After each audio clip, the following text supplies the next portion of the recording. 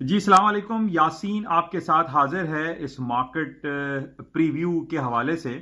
अभी से कुछ वक्तों के बाद अमेरिका और पूरी जो ग्लोबेक्स मार्केट होती है, बल्कि अमेरिका तो मैं नहीं कहूँगा, ग्लोबेक्स और इंटरनेशनल मार्केट जो ओपन होती है वो पाकिस्तानी वक्त के मुताबिक रात को 3 बजे खुल जाती है। आज 12 अगस्त यानी पीर का दिन शुरू हो जाएगा और सबसे इम्पोर्टेंट आज ये कि पाकिस्तान में ईद उल अजहा की सेलिब्रेशन होगी। उस हवाले से आप सबको ईद मुबारक।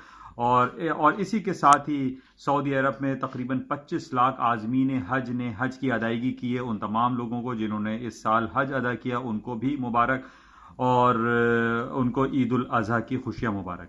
अच्छा, इसके साथ ही आज हम ये जो देख रहे हैं, जो जैसे मैंने आपसे ये कहा था कि हम ये हफ्ता और इतवार इन 2 दिनों में सिर्फ इस अमल को चेक करते हैं, इन हालात व वाकयात को चेक करते हैं कि के हफ्ता और इतवार कौन सी ऐसी कोई ख़ास खबर रही जिसका इफेक्ट अभी से जो थोड़ी देर के बाद इलेक्ट्रॉनिक मार्केट खुल जाएंगी उस पर क्या इफेक्ट आएगा।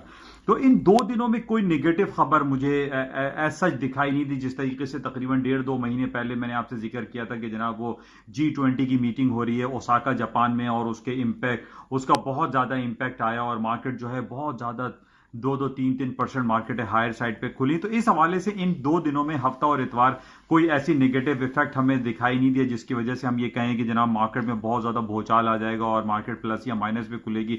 जैसे पिछले हफ्ते भी हमने ये देखा था कि जब ट्रंप ने ये ट्वीट की थी कि जनाब $300 बिलियन के इंपोर्ट्स पे वो 10% ड्यूटीज लगा रहे हैं, तो उसमें हमने ये देखा था कि मार्केट में काफ़ी मूवमेंट आ गई थी और मार्केट ओपन काफ़ी गैप से हुई थी। लेकिन इन 2 दिनों में आज यानी जो 10 और 11 अगस्त का दिन गुजरा हफ्ता और इतवार को, इसमें कोई ऐसी नेगेटिव इंपैक्ट पूरी दुनिया में मुझे नजर नहीं आया कि जिसकी बेसिस पे मैं कहूं कि मार्केट कोई गैप से खुलेगी। बहरहाल इन 2 दिनों में हम ये देख रहे हैं कि कुछ सेलिब्रेशन जो है वो कहते हैं ना कि हम तारीख के आईने से या तारीख से कुछ सीख सकते हैं। जैसे मैंने पिछले हफ्ते भी आपसे कहा था कि हिरोशिमा और नागासाकी दो ऐसे प्लेसेस हैं जहां पर अमेरिका ने बैक इन 1945 में एटम बॉम्ब ड्रॉप किया था और उसमें तकरीबन 2 से 2.5 लाख लोगों का कत्ले आम हुआ था हिरोशिमा और नागासाकी पे। तो उसकी सेलिब्रेशन इस वक्त सेलिब्रेशन तो नहीं, एनिवर्सरी मनाई गई हिरोशिमा में भी पिछले हफ्ते और इस हफ्ते नागासाकी में मनाई गई। लेकिन इस हवाले से मैंने जैसे आपसे ये कहा था कि पाकिस्तान और इंडिया के बहुत ज्यादा 15-20 दिनों से टेंस हालात चल रहे हैं, दगरगू हैं अमरीका पाकिस्तान और इंडिया में कश्मीर के हवाले से, क्योंकि उन्होंने अपने आर्टिकल 370 और 35A को रिवोक कर लिया, जिसकी वजह से जो एक स्पेशल स्टेटस हासिल था कश्मीर को वो रिवोक कर लिया गया और वहां पे बहुत ज्यादा लोगों की दिल आजारी हुई। अब दोनों ममालिक, जैसे इमरान खान साहब ने कहा था कि दोनों ममालिक जो है वो एक एटॉमिक पावर हैं और एटॉमिक पावर का जंग से कोई लेना देना नहीं है। जैसे कि हम ईरान को देख रहे हैं कि वो अपनी एटॉमिक न्यूक्लियर एक्टिविटी के हवाले से वो सिविल नीड्स को पूरा कर रहा है, यानी सिविल के हवाले से। जैसे मैंने आपसे कहा कि जैसे पाकिस्तान और इंडिया, एटम बम तो इन्होंने बना लिया, इन्होंने न्यूक्लियर कैपेबिलिटी तो हासिल कर ली, लेकिन आज क्या पाकिस्तान और इंडिया के तमाम लोगों का वो लाइफ स्टाइल है? क्या हम पॉवर्टी लाइन से ऊपर हैं या नीचे हैं? पाकिस्तान और इंडिया का यही हाल है। हमारे यहाँ गुर्बत बहुत ज्यादा है। हमें चाहिए कि हम हेल्थ सेक्टर पे काम करें, हम अपनी बिजली लेकर आए, हम इलेक्ट्रिक पावर जनरेशन करें, हम अपनी एजुकेशन को बेहतर करें पाकिस्तान इंडिया के, ना सिर्फ हम ये करें एक दूसरे को मार दें। तो ये मारना और लड़ाई झगड़े किसी भी मसले का हल नहीं है। बहरहाल मुख्तसर ये कि हमें चाहिए कि हम तारीख से कुछ सीखें। बैक इन 1944 में सेकेंड वर्ल्ड वॉर में एडोल्फ हिटलर ने पूरी दुनिया को तबाह कर दिया था। इसी तरह हिरोशिमा और नागासाकी में भी यही हालात व वाकयात रहे और पूरी दुनिया तबाही की तरफ चली गई और एटम बम अमेरिका ने ड्रॉप किया हिरोशिमा नागासाकी में, जिसमें कमोबेश 2,10,000 लोगों का लुकमा अजल बन गए। तो हमें पाकिस्तान को चाहिए, इंडिया को चाहिए कि हम अपनी तारीख से कुछ सीखें। बहरहाल इस हवाले से मैं आपसे ये जिक्र इसलिए भी कर रहा हूं कि पिछले दिनों 1.5-2 महीने से हम हांगकांग में बहुत ज्यादा मसाइल देख रहे हैं। हांगकांग में बहुत ज्यादा टेंस सिचुएशन चल रही है, वहां पे लोग सड़कों पर निकले हुए हैं, वहां पर एक्सट्रेडिशन लॉ जो लेकर आए हैं उसकी वजह से लोग बहुत ज्यादा जो है वो परेशान है और वो ये कह रहे हैं कि जनाब वहां पे डेमोक्रेसी लेकर आई जाए। वो चाइना के तसल्लुत से आजादी भी चाह रहे हैं। तो ये सारी वहां पे बातें चल रही हैं।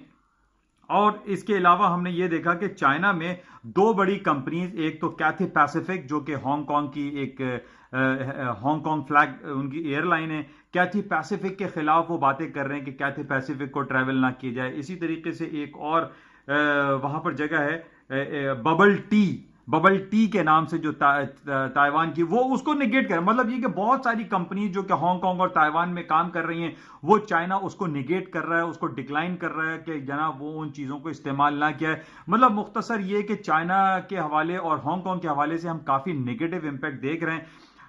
इसका इजहार और जिक्र करने का मकसद मेरा यह, जैसे मैंने आपसे पहले भी बताया था कि एक छोटी सी इकोनॉमी साइप्रस है थी, यानी 4-5 साल पहले वहां पे एक फाइनेंशियल क्राइसिस आया था जिसकी वजह से पूरी दुनिया की स्टॉक मार्केट डाउनफॉल हुई थी। लेकिन बहरहाल अभी हम ये देख रहे हैं कि हांगकांग और चाइना के हवाले से काफी हालात खराब हैं, लेकिन इसका इंपैक्ट अभी जो थोड़े 2-3 घंटे के बाद मार्केट खुलेगी उसमें कोई ऐसा मुझे नेगेटिव इंपैक्ट दिखाई नहीं दे रहा। लेकिन ये नेगेटिविटी जो है वो है, लेकिन अभी इसमें कितनी शिद्दत आ सकती है, कितना नेगेटिव हो सकता है, इसको हमें क्लोजली वॉच करना पड़ेगा। लेकिन इसका इफेक्ट अभी जो 2 घंटे के बाद मार्केट खुलेगी, ऐसा कोई वो नहीं है कि मार्केट किसी गैप से डाउनफॉल पे खुलेगी। लेकिन जो फ्राइडे को हमने ये देखा था कि मार्केटें तमाम रिकवर कर गई थी, वो ट्रंप की ट्वीट के बाद तमाम जो है वो मार्केटें हायर साइड पे आना शुरू हो गई थी। पिछले हफ्ते बॉन्ड मार्केट बहुत डाउनफॉल हुई थी, वो बॉन्ड मार्केट हायर साइड पे चली गई। अच्छा, इसके अलावा मैंने आपसे ये कहा था कि अमेरिका और चाइना दोनों ममालिक एक दूसरे के ऊपर पाबंदियां लगा रहे हैं। अच्छा, एक खबर पिछले हफ्ते ये आई थी जिसमें चाइना ने ये कहा था कि वो अमेरिका की से जो फार्म प्रोडक्ट्स लेते हैं, जैसे मैंने आपसे पहले भी कहा था कि चाइना सबसे ज्यादा जो इंपोर्ट करता है अमेरिका से वो फार्म प्रोडक्ट करता है, यानी सोयाबीन, वीट, कॉर्न, कॉटन, ये बेतहाशा जो है वो चाइना इंपोर्ट करता है अमेरिका से। इसी तरीके से अमेरिका जो है वो कुछ हुआवी के हवाले से भी इंपोर्ट करता है। हुआवी जो कि चाइना की सेकंड लार्जेस्ट टेलीकम्युनिकेशन कंपनी है, हुआवी के कुछ प्रोडक्ट लेता है। यानी दोनों ममालिक कुछ ना कुछ लेन देन वाला सिलसिला चल रहा है, कुछ एक्सपोर्ट करते हैं, कुछ इंपोर्ट करते हैं। तो मैंने आपसे ये पहले भी कहा था कि अमेरिका इतनी आसानी से बिलियंस ऑफ डॉलर के टैक्सेस लगाने की बातें तो कर रहा है, लेकिन वो फाइनली इसको लागू कर नहीं सकेगा। It is not easy to impose. अच्छा, अब पिछले हफ्ते खबर आई थी कि जनाब एक डिसीजन लिया गया है कि जो हुआवी के प्रोडक्ट है उसको, उस डिसीजन को डिले किया गया। मैंने आपसे ये कहा था कि ये सारी लफ्जों की लफाजी का गेम है कि उन्होंने डिसीजन को डिले किया। इसी तरीके से चाइना ने फार्म प्रोडक्ट जो अमेरिका से लेता है उसको, उस फाइनल डिसीजन को हॉल्ट किया। अब यहां हॉल्ट और डिले का वर्ड इस्तेमाल हो रहा है, यानी अभी फाइनल डिसीजन नहीं हुआ कि चाइना ने अमेरिका को कह दिया कि अभी हम फार्म प्रोडक्ट नहीं लेंगे आपसे, सोयाबीन, वीट, कॉर्न, कॉटन नहीं, उसके डिसीजन को होल्ड किया हुआ फॉर द टाइम बिंग। इसी तरीके से अमेरिका ने डिले किया है फॉर द टाइम बिंग, वो हुआवी और हुआवी से रिलेटेड वो सॉफ्टवेयर प्रोडक्ट लेगा या नहीं लेगा, ये होल्ड किया गया या डिले किया गया। तो बहरहाल हमें इन लफ्जों को भी बड़ा क्लोजली देखना पड़ता है कि इन लफ्जों के पीछे क्या कहानी चल रही है। अच्छा, इसके साथ कुछ खबरें आ रही थी जर्मनी के, जनाब वो रिसेशन डिक्लेयर होने वाला है पूरी दुनिया में, आईएमएफ ने नेगेटिव इंपैक्ट दिया है। तो बहरहाल ऐसा कोई मुझे ऐसा दिखाई नहीं दे रहा है। अच्छा, इसके साथ ही मैंने आपसे ये कहा था कि चाइना के पास बहुत सारे टूल्स मौजूद हैं कि वो अमेरिका को रिटेलिएट कर सकता है, जवाब दे सकता है। और उसमें जैसे मैंने आपसे कहा था कि उन्होंने एक्सचेंज रेट अपना 7.12 11 साल के हाईएस्ट लेवल पर पिछले मंडे को ले गए, जिसकी वजह से उनका जो नेक्स्ट उनका एक्सपोर्ट फिगर आई वो 3.3% प्लस आ गई थी। मैंने आपसे ये कहा था कि चाइना के पास इतने टूल्स मौजूद हैं कि अमेरिका इतनी आसानी से उनको काबू नहीं कर सकता। अगर चाइना चाहे तो वो 1.1 ट्रिलियन ऑफ डॉलर की बॉन्ड मार्केट में उसने फंड इंजेक्ट किया हुआ है चाइना ने अमेरिका की बॉन्ड मार्केट में। तो अमेरिका की बॉन्ड मार्केट से अगर वो 1.1 ट्रिलियन डॉलर या उसका 50% भी विड्रॉ कर लेता है तो वैसी मार्केट हिल जाएगी। बहरहाल इन पॉइंट्स को मैंने आपसे पहले भी कहा है कि इन पॉइंट्स को हमें बड़ा क्लोजली देखना पड़ता है कि अगर 1.1 ट्रिलियन डॉलर का फंड जो इंजेक्ट है वो वापस ले तो क्या इससे मार्केट पे क्या नेगेटिव इंपैक्ट हो, बहुत ज्यादा मार्केट में भूचाल आ सकता है। बहरहाल अमेरिका ने चाइना को ये भी इल्जाम लगाया कि वो करेंसी मैन्युपुलेटर है, यानी जब वो 7.12 पे चाइनीज युआन आया तो उसने कहा ये मैन्युपुलेट कर रहा है। तो हमें बड़ा क्लोजली इसको भी देखना है, क्योंकि मैंने आपको पहले बताया था कि बैक इन 2015 जनवरी 2015 में स्विट्जरलैंड में एक करेंसी मैन्युपुलेटर के तौर पे या करेंसी इंटरवेंशन हुई थी, जिसमें मार्केट में बेतहाशा मूवमेंट आई थी, यानी 1,000 पॉइंट करेंसी मार्केट मूव हो गई थी जनवरी 2015 में। इसी तरीके से हम बैक इन 1998 में चले जाएं मैं बहुत पुरानी बात कर रहा हूँ, हम लोग बिल्कुल स्टार्टिंग में फॉरेक्स लाइन में या इस इंटरनेशनल मार्केट में हम लोग आए थे, तो उस वक्त बैक इन अक्टूबर 1998 में जापानीज येन में एक मूव आई थी, जो कि उन्होंने करेंसी इंटरवेंशन हुई, बैंक ऑफ जापान ने करेंसी इंटरवीन की थी और मार्केट में ट्रिलियंस ऑफ डॉलर की जो है ना उसमें मूवमेंट आ गई थी और मार्केट में 4000 पॉइंट की मूव आई थी जापानीज येन में, अराउंड इसी तक। तो कहने का मकसद यह है कि ये करेंसी मैन्युपुलेटर की जो बात कर रहा है अमेरिका, चाइना को कह रहा है कि करेंसी मैन्युपुलेटर है। मैं तो ये कहूंगा कि चाइना सिर्फ करेंसी मैन्युपुलेटर नहीं है, बल्कि चाइना हर चीज का मैन्युपुलेटर है। चाइना अगर चाहे तो आपको, जैसे मैंने आपसे कहा था कि उसके पास 3 से 4 ट्रिलियन डॉलर फालतू पैसा पड़ा हुआ है चाइना के पास। चाइना जब भी चाहे किसी भी मार्केट को वो हिला सकता है। तो अमेरिका का ये इल्जाम लगाना कि जनाब वो करेंसी मैन्युपुलेटर है, मैं तो कहता हूं कि हर चीज का मैन्युपुलेटर है चाइना। चाइना कभी भी कुछ भी कर सकता है। तो बहरहाल हमें इसको देखना पड़ता है कि क्या हो सकता है। अच्छा, इसके अलावा जो खबरें हमारे पास चल रही हैं, जो गोल्ड, स्टर्लिंग की हम बात कर लेते हैं। स्टर्लिंग जो कि तकरीबन 3 साल के लोएस्ट लेवल पर है। मैंने आपको कहा था कि बोरिस जॉनसन साहब बड़े किंग कॉन्ग बनकर आए कि मैं जनाब ब्रेग्जिट करा दूंगा और ब्रिटेन को जो है वो यूरोपियन यूनियन से अलहदगी करवा दूंगा। वो किंग कॉन्ग बने फिर रहे हैं।